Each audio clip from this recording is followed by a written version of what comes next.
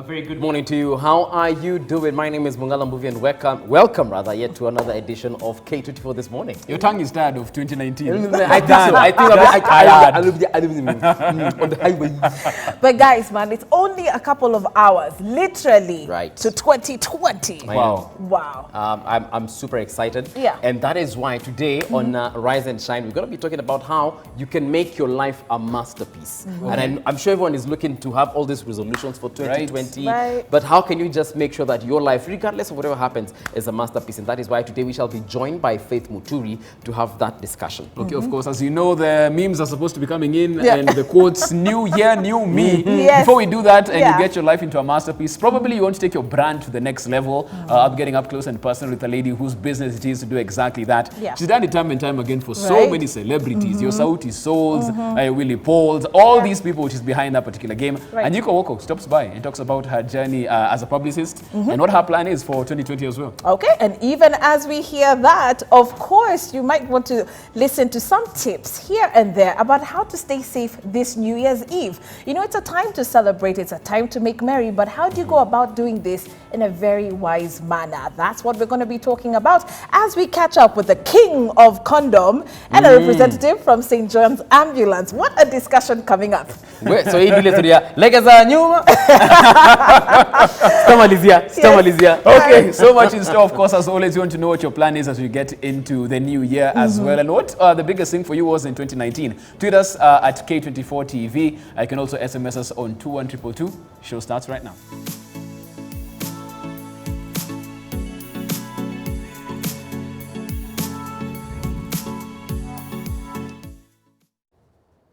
A very good morning and welcome to K24 This Morning. It's that time we get to rise and shine. My name is Mungala Mbuvi and it's a fantastic morning indeed. Joining me today is someone who's going to be talking about making your life a masterpiece. Now, what is a masterpiece? A lot of artists will look at a masterpiece and say that this is something extraordinary, something unheard of, something undone before. And that is exactly what we want our lives to be. So help me welcome one Faith Muturi. Good morning and welcome to the show. Thank you so much. It's been a while since I saw you. It's been a while. Yeah, someone was telling me like, oh my God, like movie every time you unalito day manzejo kaina jitu fulani kana flowing. So that means that people are touched positively. Thank you. Mwambie asante. Ni mwambie asante. I'm sure I watch. Okay, awesome. Let me ask you, in terms of making your life into a masterpiece. Yeah. What do you take from that particular sentence? Actually, I was thinking of that, and I was thinking, how do we make this conversation as authentic, as practical as possible? So you know how we started. So I asked you, and I asked Victor, and I asked Clinton, and McLean, and McLean. So the guys watching, these are the cameramen, by the way, who you don't get to see. And I asked them, who on earth do you feel has been a masterpiece? And they admired world over, dead or alive. And no, I said world over that we can all relate with. And you said? I said a lot of people actually. I said Kofi Annan, I said Nelson Mandela, I said Mahatma Gandhi. But that was your big one, Mahatma Gandhi. And then Victor said Kipchoge, keep running. Exactly. And then Clinton said Obama. Actually, he said Clinton. He said Clinton. Yes. Oh, he said Clinton. He said Clinton, the president. Yes. But now he's just told me Obama. I'm a change, by the way. I'm a change. I think he's like all African, all Kenyan. So, and then Rispa said Michelle Obama. Michelle Obama, yes. So I think that's the thing. I think, so even when I was thinking about what does it mean to make your life a masterpiece, I think it's great if we look at people who we think have made their lives a masterpiece. And then we see what are the similarities between these guys. All right. Then it becomes easier than 7 steps to becoming a masterpiece. Exactly. And you'll notice all these people have something in common. And that they've utilized in as different as they are, different parts of the world, different experiences, different exposure. You know, they're not actually from rich families, you know what I mean, necessarily, but they just chose to make their life a masterpiece. True. So I think for me, it's how you tap into the masterpiece that you are. Can you imagine? Imagine that. And the question is now, how do you tap into that? But yeah, for me, what it entails is how do you tap into the masterpiece that you are? And once you tap into it, you become the masterpiece that you're meant to be. You see, when people think of the word masterpiece, sort of like think, it's a complicated thing. You have to be like Mwai Kibaki and become a president, or you have to be like, I don't know, Raila Odinga, run for 7 elections, you know. But if you look at just the simplicity of the word. Because at the end of the day, aren't we just simple human beings? We are with probably the same opportunities. They might not necessarily be the same, but I mean, we're exposed to the same environment, right? So how do you tap, like you're saying, how do you tap into that situation whereby you want to make yourself better, bigger than the people around you? I love that. So as we've talked of different people, and then I'll ask one more question. Who do you admire, and they may not be known world over, but you really admire in your personal life, and you think they're just they're living their life like a masterpiece? I would have to go with my mom. Imagine I knew you'd say that. Yeah, I have to go. First of all, I have to admit, and everyone knows this. I knew you'd say that, If you have been watching the show, you know I'm a mama's boy. You're now clearly. So yeah, I'd have to go with my mom. What is it about her that you think because she has been basically the strength that I've always needed in terms of every time I've been afraid, holla at mom. She will always tell you something and you're like, by the way, every time you're having issues, whether at home, at work, at school, holla at mom, she takes care of it. You know, simple words that just take you to the next level. So yeah, I'd have to say my mom. Yeah, so do you feel she's an encourager? Yes, she is. Okay. Do you feel her journey and her life experiences have been a big part of making her an encourager?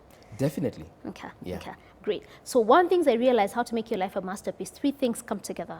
And a lot of times is when you combine your skills, when you combine your passion and your experiences, you have a masterpiece. You said experiences? So it's 3 circles. All right. So one circle is skills, one circle is experience, right, and one circle is passion. Okay. So we can use like these 3. Isn't you see there's a flower is here and there are 2 mugs. So this one will be? Skills. Skills. Right. Experiences. Experiences and passion. Passion, right. So basically when you combine that, of what are your skills, what that skill you have, and combine your experiences and your passion, you become a masterpiece. And if you look at Mahatma Gandhi, that's it. He was a lawyer by profession, so that was his skill. Right. But then, and you see, the easy thing to do is to go all legal, but he had a passion for peace. And his experience, if you look at even the movies about him, he started off by fighting. He used to go all legal on people, but he realized it doesn't work because it's bumper to bumper. So it becomes more explosive. Does that make sense? It does. So his passion for justice, so he had a passion for justice, he had a skill for law.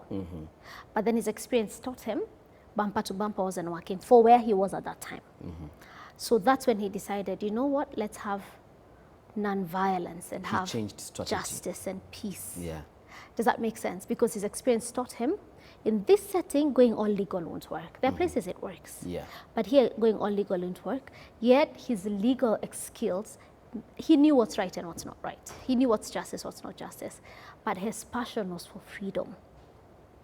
And that's what he did, That's what he did. Yeah. So before, he'd use his he'd use his passion for justice and freedom using law, which was his skill. Right. But his experience taught him to change strategy. All these people that we've mentioned, the Clinton, Obamas, both Michelle and Barack. Exactly. Kipchoge. Kipchoge. Do you go to Kipchoge? Our very own. Kipchoge. Kipchoge, holla. All these people that we have mentioned, I mean, they have a mass following. They have not just, and I'm not just talking about social media, like you see people literally admiring all these people. And it's just a simple combination of the things that you've said, the experience and the skills and the passion. Yeah, the skills, passion, and experience, and growing them to the biggest capacity you can. Now, capacity is a word that we haven't had in a long time. Exactly. Why am I saying this? It's because if you look at a lot of people, including all these people behind these cameras, people in the gallery, they have the skills. I mean, the things they can do, I can't do. They have the experience, they have been there. Yeah, but sometimes you find that we lack one of these 3. It's either the passion, the skill, or the experience. Yeah, and it sort of like makes us fall down even before we can get far. I love what you've said completely, that when we lack one, we are not okay. I like this show, this TV show. You know, when people go and there's selection process and someone just can't sing. But alifika hapo and you look at them like, don't you have friends and family? Because they're just croaking. They can't sing. So they have a passion. No one has told you. Exactly. They have a passion, but they just don't have the skill. So it won't work. And maybe they have some experience, but it doesn't work in this setting. Or the people who have experience and they have skill, but they don't have the passion. You've done this job for such a long time. You're skilled at it, you went to school, but then you just don't have the passion. Right. So what do we say? There are two things. Life is not ideal. So what do you think? What we say? We say you must balance out nature and nurture. Nature and nurture. Nature and nurture. Okay. What do I mean? You see that person who's in that job, imagine that's where they are now. The papers they have are the papers they have now. And at times the bills to pay are the bills they have to pay now. So what they have is what they have now. True. But you look at what do I have that I can work around. And that's why we say nature and nurture. If you grew up from a family where you're able to do what you want, went to the school you want, maximize the skills you had, you see you are nurtured in that way. So the environment was nurturing, so you pick up on what are your natural giftings to push you. And I think that's what Lupita did. She was given the right environment to nurture her, and she pushed her way. Yeah. But Tyler Perry, different story. It wasn't nurtured. Yeah. So for him, it was nature. Like hustler. Literally thrown into the wild. Exactly. So he had the passion, he had the skill to some extent, but he didn't have a lot of experience. Yeah. So he had to nurture that. Does that make sense? It makes sense. So you must know, what do I have? Nature, nurture. What do I need? What do I nurture? Does that make sense? Yeah. Believe it or not, you can nurture passion. Really? You can. I have a friend who was telling me she was really good at playing keyboard, but she didn't love it. So she quit when she was younger. But she said she wished her parents pushed her just a little more. Because she feels if she pushed it a little more, she'd have grown in love with it. You think so? Because a lot of, okay, fine. You can have a certain skill, maybe because of your physique. Probably you're a good gymnast, but you just don't like, doing gymnastics. I mean, who wants to jump from rope to rope and probably break their neck? But and we've had this before, I don't know, probably this could be conflicted, but if you're pushed into doing something that you do not like, you might end up resenting yourself. Yeah, is that a possibility? I think you got it spot on. In an ideal world, you drop everything and follow your passion. Yeah, true. In a real world, you can nurture your passion in something. I'll give an example. Someone who's hired here and their passion is not being behind the camera. Yeah. They'd rather be in beauty. They can start doing makeup here. Yeah, but every time they do makeup, they'll be called. That's the thing. Yeah. But they must be so good at what they do that their makeup thing is not compromised. Does that make sense? It makes sense. But also know that life is not a straight line. Very few people do this one role for the rest of their lives. Actually, if you notice, a lot of people, for example, Michael Jackson, Michael Tyson, all these people, Michael Jordan, for example, Tyler Perry, he started acting, then he started writing. What is he doing now? He owns a studio. So is he writing as much? Maybe not. I don't think so, yeah.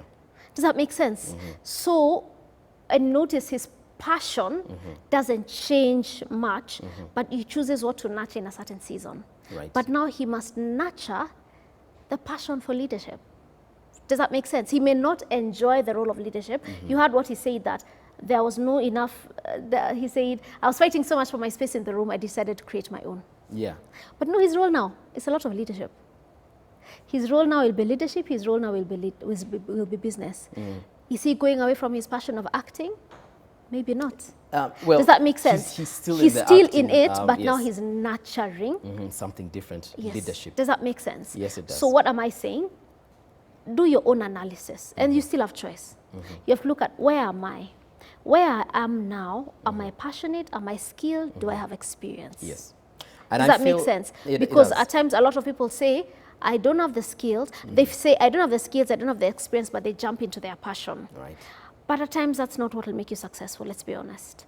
Or, I don't have the passion, I'll nurture the skills, I'll nurture the experience. So I think all we're saying is do a self-audit and see, where am I at now. Yes. But whenever one of the three is not there, you're in trouble. So we love saying nurture the passion. We say follow your passion, develop the skills and the experience. Okay. But that's the ideal. It may not always be the case. I'll give another example, parenting. That one Some people happens, become parents and they're like, I actually don't like this role. I wasn't ready. So how do you become a masterpiece mother and you don't like the role? Yeah. Let's be honest. Been woken up at 2 a.m. by You've a been crying woken up baby. so you thought this is what you want, but this is not what you signed up for. But you're a mother. What do you do? Does that make sense? Yes. And that's being you have to be a masterpiece of a mom. And you have to be an amazing You have to be a masterpiece of a dad. You have to be a masterpiece of a spouse. That's what I mean about passion. Because I think we make it this career. It's not career, it's everything in life. Right. So one, we must look at the three and see which one do I have, which one do I not have, and choose what to nurture.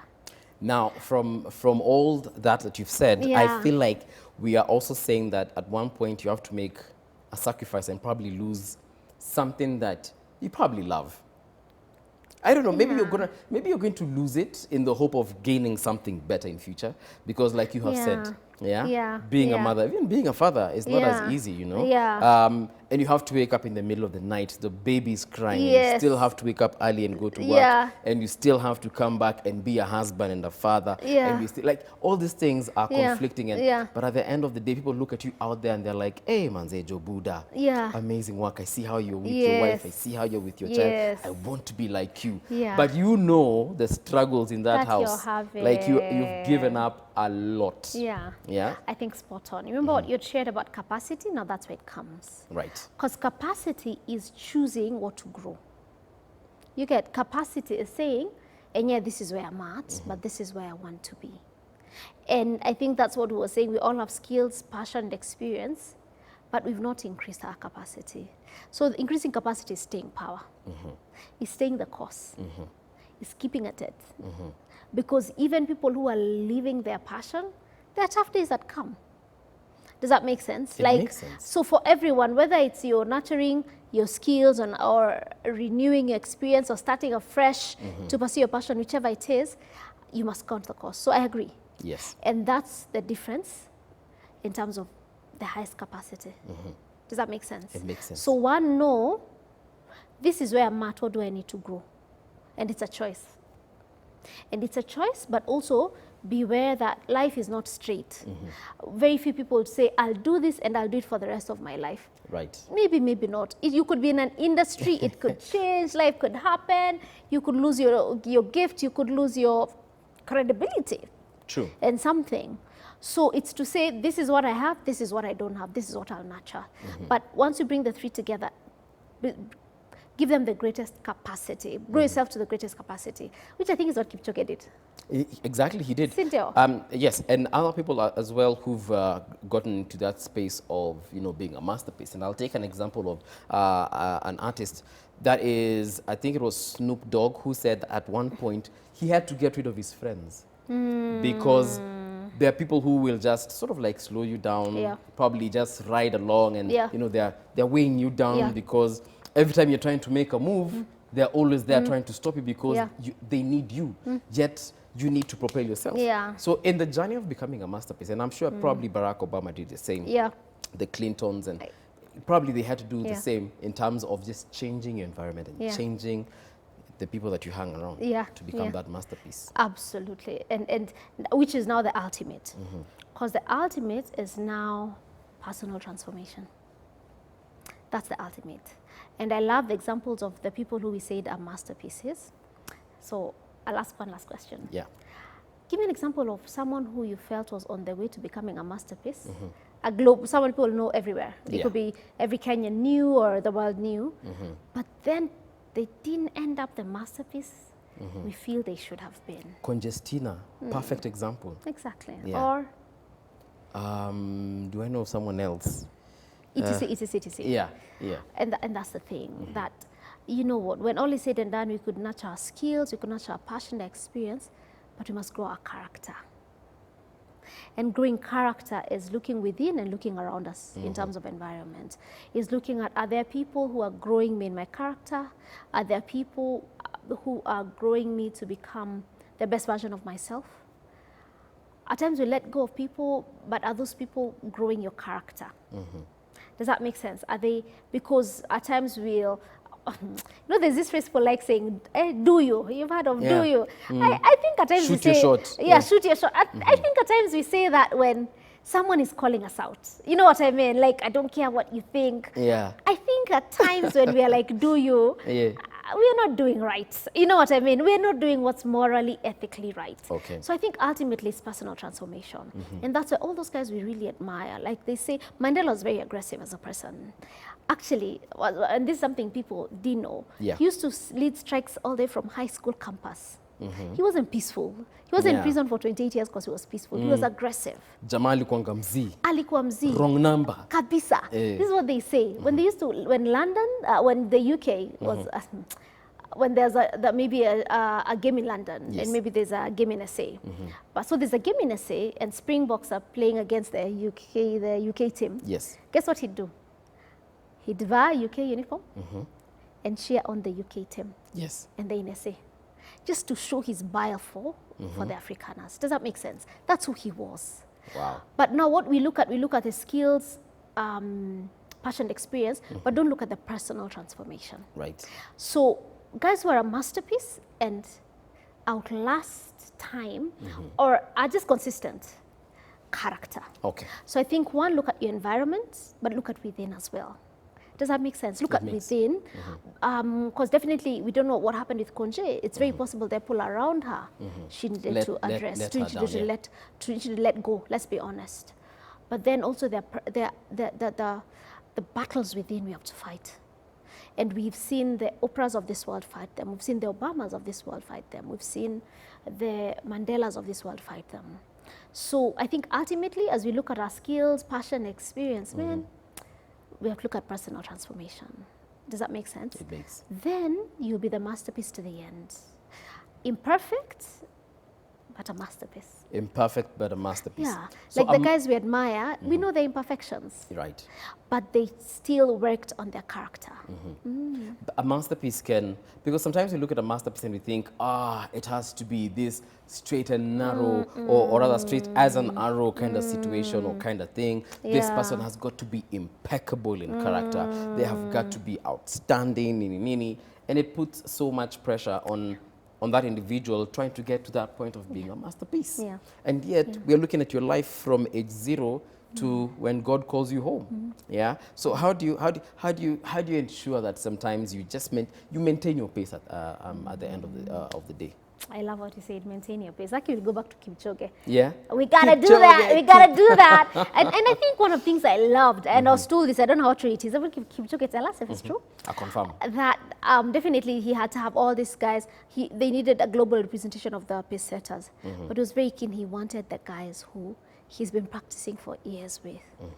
And I think that was so significant. It means this guy is so sober of the guys who keep him in check. Yeah. For him, they're not pace setters just for the sake of. Yeah. These are guys who've kept me in check. These are guys who've cheered me on. These are guys who've built me and helped me and equipped me. So I think that's a big one. How do we stay on track is to be authentic internally, to know if I'm tripping, I need to reach out. Yeah. If I'm going on the wrong direction, I need to go back to, the true north. But also guys who keep you in check. So that when you're losing it, they'll be like, dude, chick, here's what you do. So we need those guys to ask us the tough questions. And at times, with relationships with them don't go very well. Yeah. How do you restore the relationship, or how do you ensure you have people who keep you in check? Because it's okay. Because what they say is that the people who didn't end up the masterpieces we see they should have been, it wasn't. There were warning signs. There were red lights. You get what I mean? There was all that. But then, did you come back? If you fall, did you come back and rise? Because at times it's too late. And sometimes you fall, and you fall really hard. Yes. Yeah. Yes. In the case of Conjestina, for instance, and I feel bad that, from the Konje we knew to the Konje we know, it's really tough. But is there a possibility for anyone else who feels like they are a Konje in one way or another? Yeah. Can they still rise up? Because I mean, sometimes you hit rock bottom, and you think rock bottom is the end until you discover unaweza tozo mawe, and there's still more space to go down. Like, can you still get back up? You know what? Konje's story is not yet written. It's not finished. That's the thing. I love that she's still alive. There's some people who they passed away, then it's a tough one, but she's still alive. Does that make sense? So I still feel she has everything it takes to be that masterpiece, and I feel she's fighting. I know we definitely don't know the intricate stories, but she still has a fighting chance, and her story is not finished yet. Right. One of the guys I really admired was Mudiawori. He became VP's at 70. Exactly. Hey, you guy. If you look at Mandela, how old was he? In like a lot of these guys, their story was not. It wasn't all awesome, but they stood up, they rose again. Right. And I think the masterpieces we admire most are the ones that it's been blood, sweat and tears. Are the guys who rose again, are the guys who made a comeback, are the Tiger Woods. Are the Tiger Woods who we know you niched, we know things went bad, but he made a comeback. Does that make sense? Right. So be the Tiger Woods, who maximized on his skills, passion and experience. His character, he niched, we all know it. But he made a comeback. So make your comeback. And he came back to being #1. He came back to being #1. Yeah. He came back to being #1. Many people, once they're out of that #1, they're out. Getting back up there. La, la, la, la, la. And especially when you're down, and the people felt he was arrogant, but later he was even watching guys who were saying he wouldn't make it. Go back and be that. Yeah. Because here's the thing, no one will take away your skills, your passion and experience. That's the thing. No one. Yeah. You know, his medals could have been stripped away, but no one can take away his experience. No one can take away the lessons he learned to become the great guy he was. So guys can take away your medals, you can be disapproved, you can be in prison, your skills, passion, experience, no one can take it away. Right. Make your comeback. Make your comeback. And making a comeback, as much as it might be hard, it will be hard. It can still be done. Another thing that also affects us in that journey to greatness is the fact that society now will sort of outcast you, especially if you start being unique. The people we call haters, you know, they will always be there saying, huyu ni uchawi anatumia. This one is, sleeping around, and that is why they're being propelled to the levels that they're being propelled. I don't know. What would you say to such people? Those are haters. You ignore the naysayers. And that's why you must know who are speaking into your life to build you. The rest ignore. Don't even engage. You don't even need to defend yourself unless it's for, something maybe, like stay on course. Yeah. Because people who stay on course, there's this saying in Swa, chema chajiuza. Kibaya chajitembeza. Chema chajiuza. Like, I wanted to say kichatijuza. Anyway. Wewe jiuze. Stay on course. Ignore the haters. Ignore people who won't understand you. Be true to yourself. It'll be tough, but just silence the noises. Silence the noises. Stay focused. Have people who speak truth to you. There's this... It's a tricky one, but there's this thing that people say that normally you find people who are talking badly about you, or the aspect of your life they're talking badly about you, they're probably not doing better than you. Really? Probably. Or they want to be... Probably. Yeah. Does that make sense? It makes sense. They probably are not doing better than you. Okay. First of all, so that I think may take away 80%. You know what I mean? Yeah. A lot of times, so that's one. So at times, haters ni haters. There'll always be haters. Okay. Stay on course. Ignore the haters. Don't not listen. Listen to what it is. You know yourself. Move on, but grow yourself. All right. Don't ignore them and be, mean. And be mean and careless and you don't care. I think don't be a don't care. Be carefree. Be carefree. Be carefree. All right. Be free-spirited, be alive, be yourself, but don't be a don't care.